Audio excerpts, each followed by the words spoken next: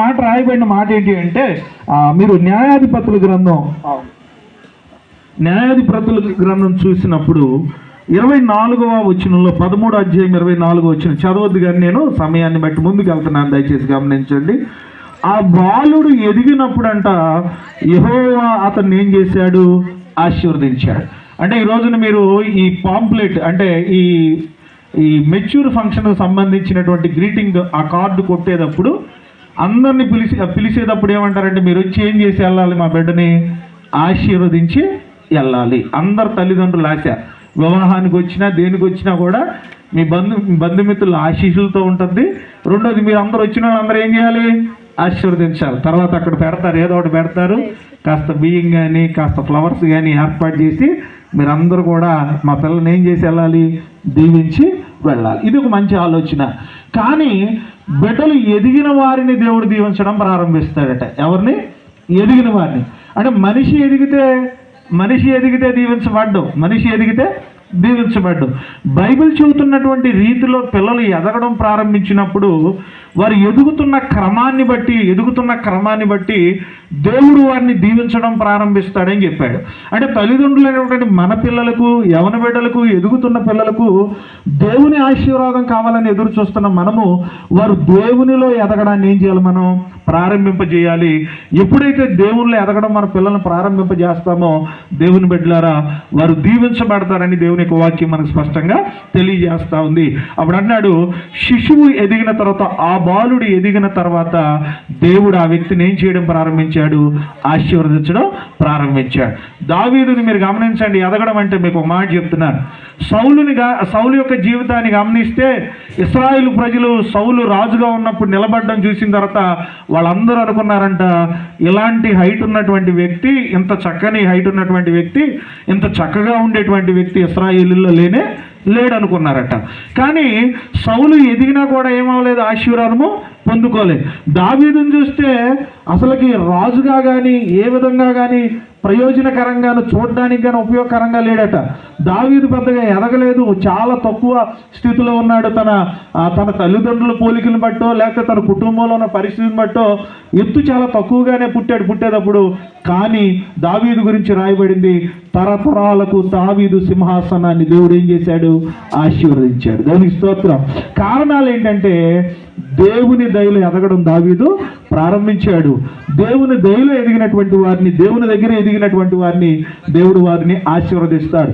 దేవుడు వారిని ఆశీర్వదించాలంటే బైబిల్ గ్రంథంలో చెప్తూ చక్కని మాట రాయబడినటువంటి మాట ఏంటంటే, మత్తయి రాసినటువంటి సువార్త 13వ అధ్యాయము 7వ వచనంలో వీళ్ళు ఎదగడానికి అడ్డుపడే కొన్ని ముళ్ళ చెట్లు ఉంటాయంట. ఎదగడానికి అడ్డుపడే ముళ్ళ చెట్లు ఉంటాయని బైబిల్ సెలవిస్తుంది. ఏంటంటే యేసుక్రీస్తు వారు, మీరు ఆ మాటని చూస్తే చాలు, నేను చెప్తాను, జాగ్రత్తగా వినడానికి ప్రయత్నించండి ప్రియమైన దేవుని బిడ్డలారా.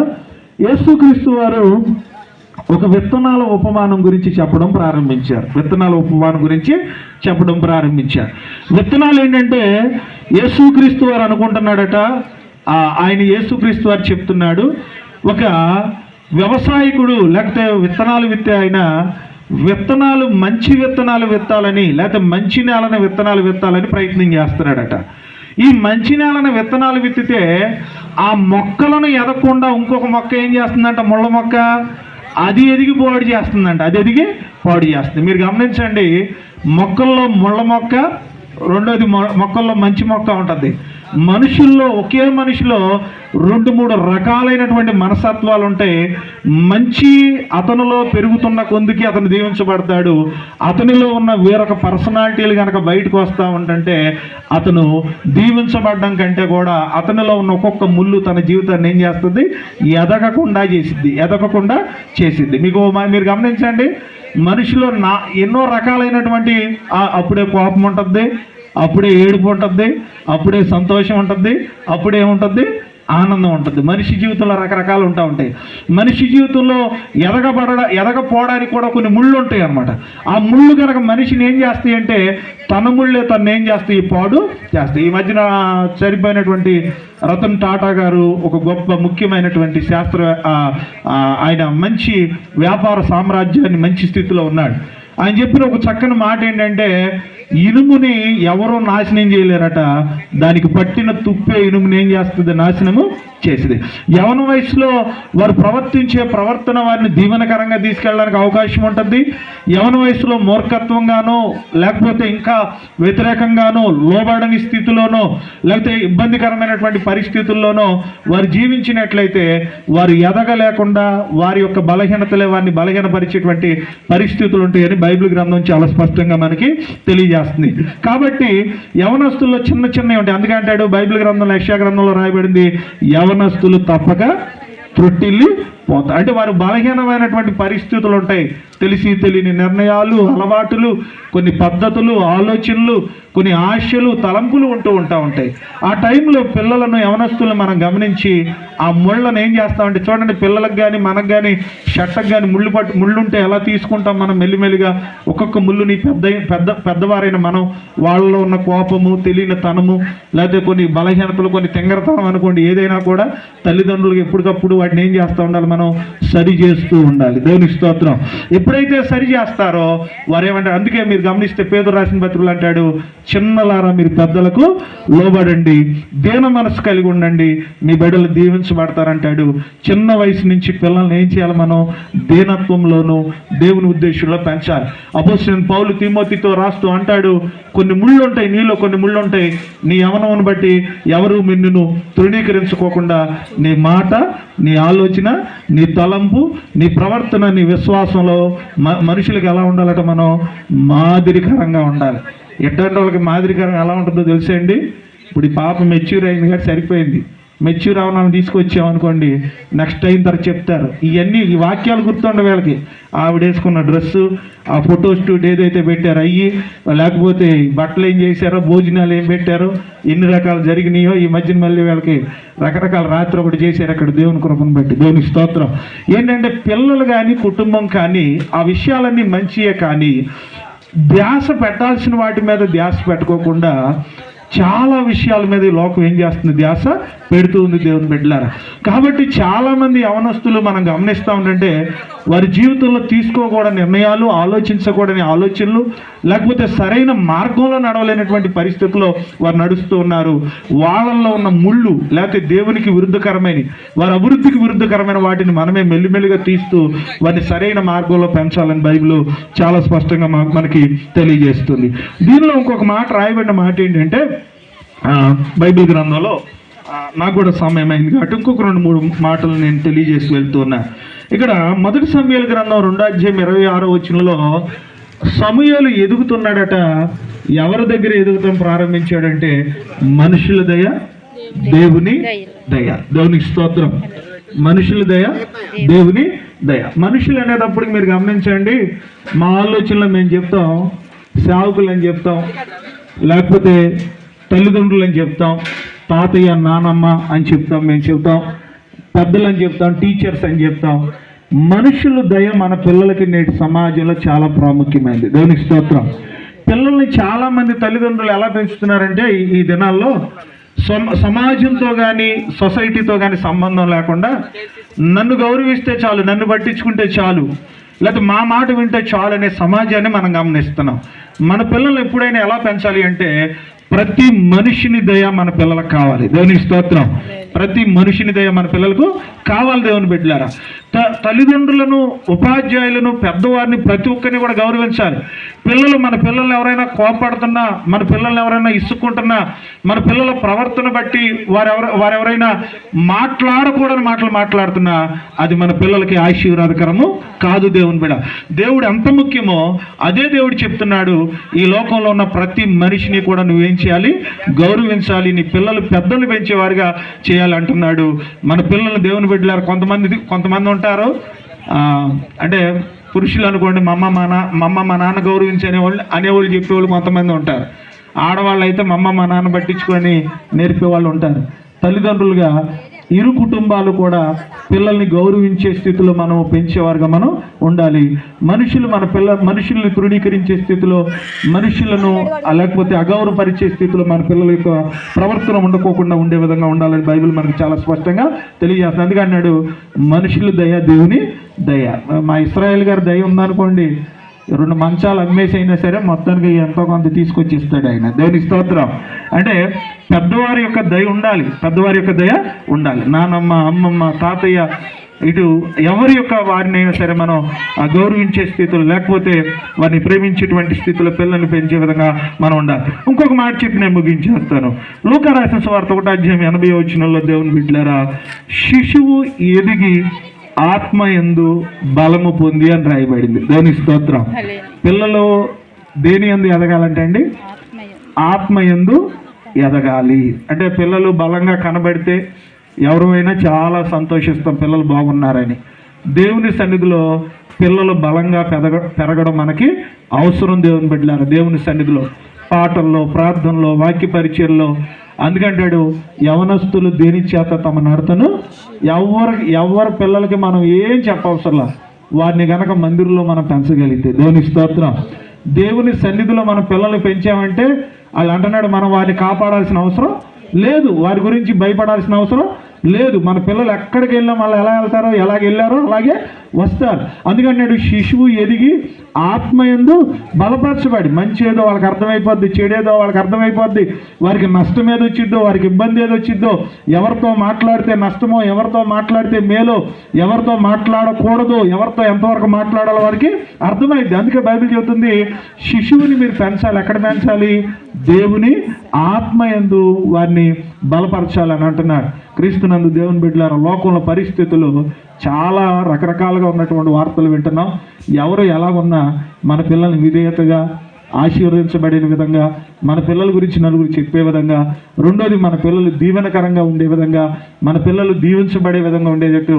ఒక చెట్టు నీడ వస్తే దాని కింద ఎంతమంది నీడ ఉంటుందో, ఎంతమంది ఆ నీడను అనుభవిస్తారో, ఆ పండ్లను అనుభవిస్తారో, మన పిల్లలు దీవించబడితే మనం అంత ఆశీర్వాదాన్ని పొందుకుంటాం. దేవుని స్తోత్రం. మన పిల్లలే మనకేమవుతారు? చెట్లు నీడలు అవుతారు, చెట్టు అవుతారు, నీడవుతారు, ఫలాలు ఇచ్చేవారు అవుతారు.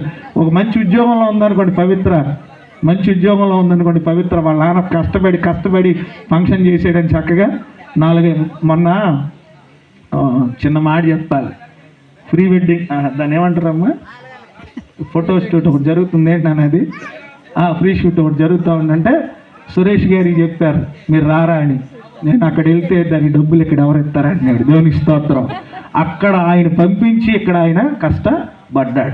తల్లిదండ్రులు వారి యొక్క బాధ్యతలు, పిల్లల పట్ల చూపిస్తున్న ప్రేమ, వారు మొక్కల వలె ఎదిగి తల్లికి, తండ్రికి, కుటుంబానికి నీడనిచ్చి, ఫలాలిచ్చి, సమాజానికి ఫలాలిచ్చి దేవుని ఆశీర్వాదం పొందుకునే విధంగా బిడ్డలు ఉండాలని కోరుకుంటూ, పవిత్ర ఆ ఉద్దేశంతో ఉంటుందని, నా బిడ్డను అలా పెంచుతారని అనేక మంది యవనస్తులను ఎదిగినటువంటి పిల్లలుగా ఏం చదువుతున్నారంటే చెప్పే స్థితి, ఏం ఉద్యోగం చేస్తున్నారంటే చెప్పే స్థితి, ఎక్కడ కాపురం చేస్తున్నారంటే చెప్పే స్థితిలో మన పిల్లల గురించి మనం చెప్పుకునే స్థితిలో వారిని పెంచి ఆశీర్వాదకరంగా మనం ఉందాం.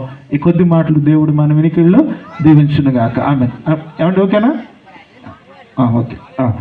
దయచేసి ఇంకొద్దిసేపు, అంటే సమయం చాలు, మాకు తక్కువ ఇచ్చిన ఏంటంటే కార్యక్రమాలు అయిపోతే చాలు, సమయం అది అయ్యింది. దేవుడికి మహిమ కలుగును గాక. అమ్మ రాహేల్ గారి కుటుంబం తరఫున వచ్చామని చెప్తారా? ఎవరైనా ఉన్నారా? 2 మాటలు చెప్పేవాళ్ళరా? ఏంటి పర్లేదు అమ్మ. ఎంతవరకు దేవుని మాటలు విన్నా మీ అందరికీ నా ప్రత్యేకమైన వందనాలు. దేవుడు మంచి వాతావరణాన్ని ఇచ్చాడు. దేవుని నామానికి మహిమ కలుగును గాక.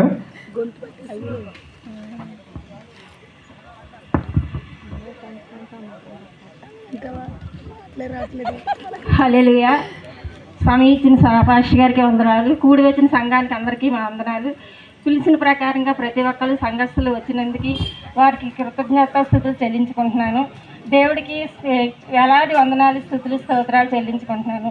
దేవుడు మా కుటుంబం పట్ల ఎంతో సహాయం చేశాడంటే కారణం మీ అందరూ కూడా ప్రార్థనలు చేసి ఉంటారని నేను నమ్ముతున్నాను. సంఘంలో ప్రతి ఒక్కరు కూడా ఏ కార్యక్రమం అయినా సరే ప్రతి ఒక్క విషయంలో కూడా అందరూ ప్రార్థనలు చేస్తారు. ప్రార్థనలు చేయడం బట్టి ఏ విషయమైనా ఘనంగా జరుగుతుంది. అందుకే దేవుడు మా కుటుంబం పట్ల ఎన్నో విషయాల్లో మేలు చేశాడండి. ఈ విషయంలో కూడా ఎంతగానో మేలు చేశాడు. మేలు చేసిన దేవుడికి ఏమి ఇచ్చినా మీ రుణం తీర్చుకోలేవండి. జీవితం ఉన్నంత వరకు కూడా నా కుటుంబం అంతా కూడా దేవుడి సన్నిధిలో ఎక్కువగా గడపాలని, సమయాన్ని దేవుడు దయచేయాలని ఈ చిన్న సాక్ష్యం దేవుడు దీవించిన గాక. చక్కని మాటలు చెప్పిన రాహేల్ గారికి నా వందనాలు. మరి సంఘస్థులు చాలామంది తెలుసు. ఇస్రాయేల్ గారి కుటుంబం సంఘంలో పెద్దగా ఉంటూ ఈ కుటుంబం నుంచి అనేక మంది మన సంఘానికి వస్తూ ఉంటారు దేవుని కృపను బట్టి. ఇస్రాయేల్ గారు, రాహేల్ గారు అమ్మగారు, ఇటేపు మారేషు, సురేష్ గారి కుటుంబాలు, వారు అన్నదమ్ములు, ఇస్రాయేల్ గారు అన్నదమ్ముల కుటుంబాలు, దేవుని కృపను బట్టి కుటుంబాలన్నీ కూడా దేవాలయంలో రావడం, ప్రతి విషయంలో కూడా ఎంతో సంఘంలో కూడా సహకారంగా ఉంటూ, మహేష్ తన భార్య వాళ్ళకు కూడా మరి దూరం నుంచి వచ్చిన బిడ్డలు కూడా వారు చక్కగా దేవునికి సన్నిధానానికి వస్తూ ఎంతో సహకరిస్తూ ఉంటారు. సంఘం తరపున వారి కుటుంబానికి నా ప్రత్యేకమైన వందనాలను తెలియజేస్తూ ఉన్నాను. మరి సమయంలో అందరూ లేచి నిలబడదాం. ప్రియమైన దేవుని బిడ్డలారా, మనం లేకున్నాను ప్రార్థన చేసుకుందాం, తల్ల వంచుకుందాం. ఆ తర్వాత మనం భోజన కార్యక్రమంలోనికి వెళ్దాం. బయట నుంచి అనేక మందిని ఆహ్వానించారు కాబట్టి మనం ప్రకటన చేసుకున్న విధంగా ముగిస్తూ ఉన్నాం. ప్రియమైన దేవుని బిడ్డలారా, బుధవారం యథావిధిగా స్త్రీల కూడిక దయచేసి గమనించండి. 2:30 గంటలకు. శుక్రవారం ఉపవాస ప్రార్థన కూడిక ఆల్ నైట్ ప్రేయర్ 7 గంటల నుంచి మనకు 10 గంటలకు ఉంటుంది. ఆదివారం ఆరాధన. పిల్లల్ని క్రిస్మస్ సందర్భంగా పిల్లలకు నాటికలు, స్కిట్, డ్యాన్స్ కార్యక్రమాలు ఏమైతే ఉన్నాయో వారు 6 గంటలకల్లా మీ పిల్లల్ని పంపించండి. చక్కగా భోజనం చేసి ఈ బిడ్డని ప్రార్థనాపూర్వకంగా దీవించి మీరు వెళ్ళవలసిందిగా దేవుని నామమున బట్టి ప్రేమతో తెలియజేస్తా ఉన్నాను. తల వంచుకుందాం, కన్ను మూసుకుందాం. మహాపరిశుద్ధుడా, జీవగల దేవానికి స్తోత్రాలు. మీ ఘనమైన ప్రశస్తమైన నామానికి వందనాలు తెలియజేస్తున్నాను. నేను నీ కుమారుడైన సురేష్ గారు తన భార్య అయినటువంటి ప్రభానైన ఎలిజబెత్ని బట్టి మీ పాద సంతకు వస్తూ ఉన్న ఇస్రాయేల్ గారికి ఇచ్చినటువంటి ప్రభ కుమార్తెను నేను సురేష్ గారిని, తన తల్లిని, కుటుంబాన్ని బట్టి ప్రార్థన చేస్తూ ఉన్నాను. వారిరువుని జతపరిచిన తర్వాత వారికి ఇచ్చిన ప్రథమ సంతానము జీవన బట్టి, రెండవ సంతానంగా మీరు ఇచ్చిన కుమార్తెను పవిత్ర గ్రేసీని బట్టి మీ పాసంలో ప్రార్థన చేస్తున్నాం. మా కుమార్తెలు యూసిఎం సంఘంలో కానీ క్రైస్తవ కుటుంబాల్లో ఉన్న మా కుమార్తెలు నగరకు చెక్కబడిన మూలకంబాలు, ఎదిగినటువంటి మొక్కల వలె ఉన్నారు. మా బిడ్డలు ఎవరైనా ప్రభు నేను ఎదిగిన మొక్కలుగా నేను మేము పెంచడానికి, ఎదిగి ఫలించేవారిగా మా బిడ్డలను జ్ఞాపకం చేసుకుని పవిత్రాన్ని ప్రభు ఎదిగింపజేసి ఫలింపజేసి అనేక మందికి ప్రభు నేను ఆశీర్వాదకరంగా, దీవెనకరంగా, తల్లిదండ్రులకు సంతోషకరంగా, నేను తాతయ్యకి, అమ్మమ్మకి, నాన్నమ్మకి, ప్రభు కుటుంబానికి ఆశీర్వాదకరంగా ఆ బిడ్డ ఉండడానికి సహాయం చేయండి అయా. ప్రార్థన ద్వారా ప్రారంభించబడినటువంటి ఈ పనులు ప్రార్థన ద్వారా ముగించబడుతున్నప్పుడు మీ సహాయం దయచేయమర్చిన నేటి యవనస్తులు అనేక మంది బలహీనలైపోతున్నారు, తిరుగుబాటు చేసేవారు ఉంటున్నారు, అనేకమైన విధానాల్లో జీవిస్తూ ఉన్నారు. కానీ యవనస్తులు నేటి ప్రపంచానికి, నేటి కుటుంబ వ్యవస్థకు, నేటి దేశానికి, నేటి ప్రభానైనా నేటి ఎంతో ముఖ్యమైనటువంటి వ్యక్తులుగా ఉన్నారు. యువత వారి దేవుని చిత్తాన్ని, తల్లిదండ్రులను, పెద్దలను గౌరవిస్తూ దేవుని ఆశీర్వాదం పొందుకుంటూ దేవుని దయ, మనుషుల దయలో వారు వర్ధుల చేయబడడానికి సహాయం చేయమర్చ. పవిత్రాన్ని దేవుని వాక్యములో వాక్యానుసారంగా ఆత్మచేత నింపబడి వాక్యమును రక్షణ అయినటువంటి పాలచేత బిడ్డ ఎదగడానికి సహాయం చేసి ఒదిగి ప్రభా నేను దీవించబడినటువంటి కృప దయచేయమని ప్రార్థన చేస్తా ఉన్నా. ప్రభా మేము నేను వాతావరణాన్ని అనుకూలపరిచినది మీ స్తోత్ర. అనేక మంది యవనస్తుల గురించి ప్రార్థన చేస్తున్నాం. మా పిల్లలను ఎదిగిన మొక్క వలె నేను మీ చేత ఆశీర్వదించబడిన మొక్కల వలె మేము పెంచడానికి, మీ చేత దీవించబడేటువంటి బిడ్డలుగా మా బిడ్డలు పెంచడానికి సహాయం చేయమని ప్రార్థన విజ్ఞాపన చేస్తూ ఉన్నా. అక్కడ వచ్చినటువంటి బిడ్డలు ఆర్థిక సమస్యలు, అనారోగ్య సమస్యలు, కుటుంబంలో ఉన్నటువంటి అవసరతలు, శరీర బలహీనతలు, నేను ఏ యొక్క అవసరత కలిగి ప్రభా నేను ఇక్కడికి వచ్చారో నేను సేవకునిగా ప్రార్థన చేస్తున్నప్పుడు దేవుని యందు నమ్మిక ఉంచి నా ప్రార్థనలో ఏకీభవిస్తూ వారి పిల్లల గురించి, వారి అవసరతల గురించి, వారి అక్కర్తల గురించి, వారి అనారోగ్యాల గురించి, వారి వాదుల గురించి ప్రార్థన చేసుకుంటున్నప్పుడు వారిని బలపరచమని ప్రార్థన చేస్తున్నాను. వారిని ధైర్యపరచమని, సమస్త బలహీనతలో గొప్ప విడుదల దయచేయమని ప్రార్థన చేస్తాను.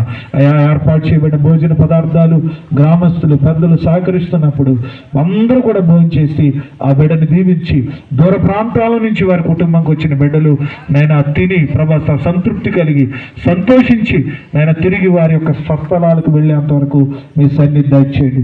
అయా కుటుంబం యొక్క కష్టములు, కుటుంబం యొక్క ఈ సంతోషంలో ఏ విధంగా ఉండాలని వాళ్ళు ఆశపడుతున్నారో అన్నీ సానుకూలంగా జరిగి మిమ్మల్ని మయంపరుచుకుని ఆ కుటుంబాన్ని, కుటుంబ వ్యవస్థని దీవించమని ప్రార్థన చేస్తున్నాను. ఇటు ఇస్రాయేల్ గారి కుటుంబాన్ని, వారి అన్నదమ్ముల గురించి ప్రార్థన చేస్తున్నాను.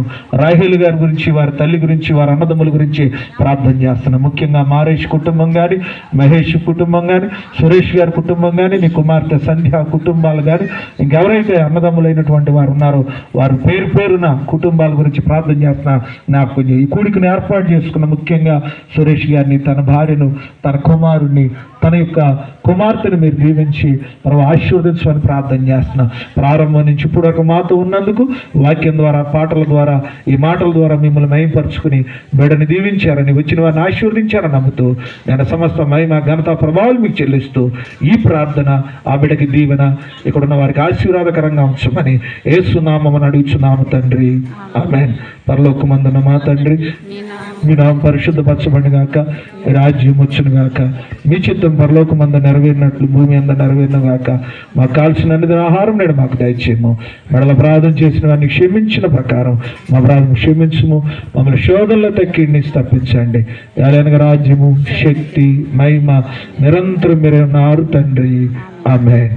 తండ్రి అయిన దేవుని ప్రేమ, ప్రభువైన యేసుక్రీస్తు వారి కృప, పరిశుద్ధాత్మ యొక్క సహవాసము ఈ ఆరాధనలో ఉన్నటువంటి ప్రతి కుటుంబానికి, యవన వయసులోకి వచ్చినటువంటి పవిత్ర గ్రేస్కి, తన కుటుంబ సభ్యులకి, మాకు దేవుడు సదాకాలం తోడై ఉండి ఆయన కృప చేత తన యొక్క బ్రతుకు దినములన్నీ ఆ బిడ్డని చేయి పట్టి బలమైన స్థితిలో బలవంతుడైన దేవుడు నడిపించునుగాక, ఆమేన్.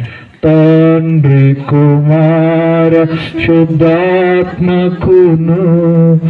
దగు స్తుతి మహిమలు కలుగుగాక, ఆదిని ఇప్పుడు ఎల్లప్పుడు నైనట్లు యుగముల నౌను, ఆమేన్.